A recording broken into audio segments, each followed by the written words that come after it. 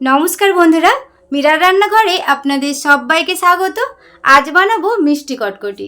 আমরা কিন্তু এটাকে গুড় কটকটি বলে থাকি। আপনারা কি বলেন কমেন্টে জানাবেন। আর এটা কিন্তু বাড়িতে খুব সহজেই বানিয়ে নিতে পারেন, খেতে কিন্তু দারুণ টেস্টি হয়। চলুন তাহলে পুরো রেসিপিটি দেখার জন্য অনুরোধ রইল। এখানে একটা বোলের মধ্যে 1.5 বাটি ময়দা নিলাম, তারপর দিয়ে দেবো স্বাদ মতো লবণ, আর দিয়ে দেবো কিছুটা রিফাইন অয়েল। এর ময়ামের ভাগটা কিন্তু একটু বেশি করে দিতে হবে, মানে তেল নেন বা ঘি নেন। আমি একটু স্বাদ বাড়ানোর জন্য 1 চামচ ঘিও ব্যবহার করছি, আপনারা দিতেও পারেন নাও দিতে পারেন।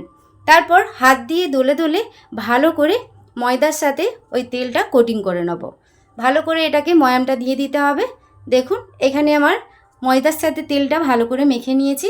এবার অল্প অল্প জল দিয়ে একটা ডো বানিয়ে নেব। আমরা যেরকম ডোটা মাখাই একটু নরম করে, এটা শক্ত করে মাখতে হবে। অল্প অল্প করে জল দিতে হবে। ডোটা আমি অল্প অল্প জল দিয়ে মেখে নিয়েছি। দেখুন একটু শক্ত করে মেখেছি।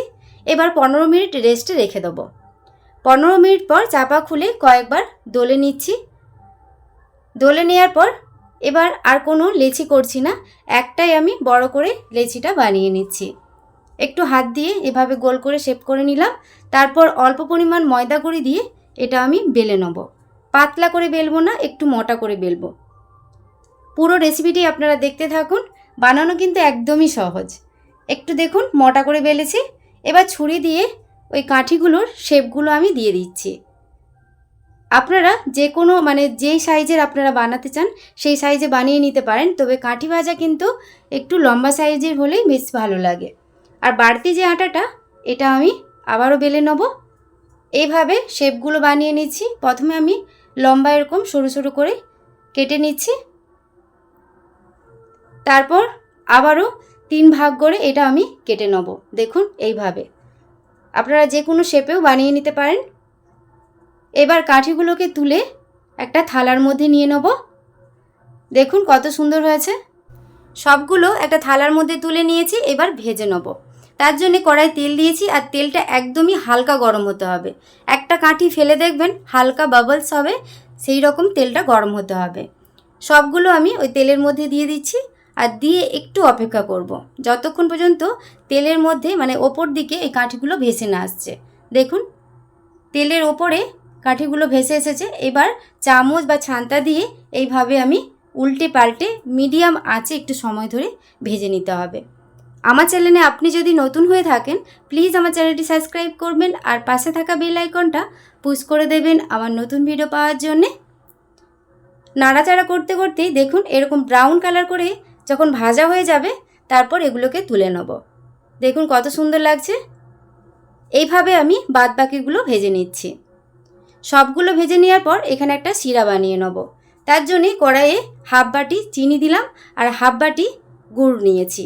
আপনারা শুধু গুড় শুধু চিনি নিতে পারেন, তবে গুড়ের কিন্তু করলে এর স্বাদটা কিন্তু বেশি ভালো হয়। 1/2 বাটি জল দিলাম, দিয়ে হাই ফ্লেমে এটাকে আমি ফুটিয়ে নিচ্ছি। আর ওই সাদা সাদাগুলো যে দেখছেন, এগুলো হচ্ছে বাতাসা।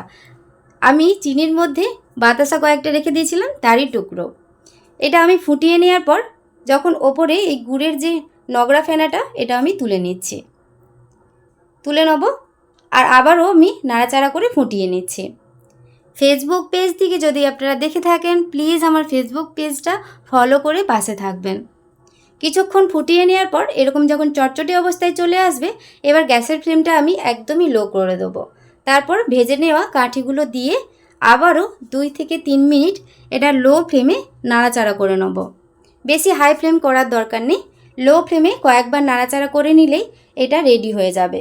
তবে কিন্তু এই গরম অবস্থায় এটা খাওয়া যাবে না, একদমই পুরোপুরি যখন ঠান্ডা হয়ে যাবে আর এর মধ্যে গুড়টাও জমে যাবে এই কাঠির মধ্যে, একদমই পুরোপুরি ঠান্ডা করে নিতে হবে।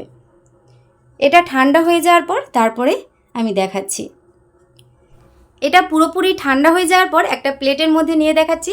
দেখুন ঠান্ডা হয়ে যাওয়ার পর তবেই কিন্তু এই গুড়গুলো এর গায়ের মধ্যে সুন্দরভাবে জমে যাবে। আজকের এই রেসিপিটি আপনাদের কেমন লাগলো অবশ্যই কমেন্ট করে জানাবেন। আর এই রেসিপিটি ভালো লেগে থাকলে প্লিজ একটি লাইক কমেন্ট শেয়ার করবেন। বেশি করে বানিয়ে আপনার কৌটোর মধ্যে রেখে 1 মাস ধরে খেতে পারবেন। একটা আমি ভেঙে দেখাচ্ছি, দেখুন কতটা ক্রিস্পি হয়েছে। আজকের মতো রেসিপিটি এ পর্যন্তই। সবাই খুব ভালো থাকবেন, সুস্থ থাকবেন। ধন্যবাদ।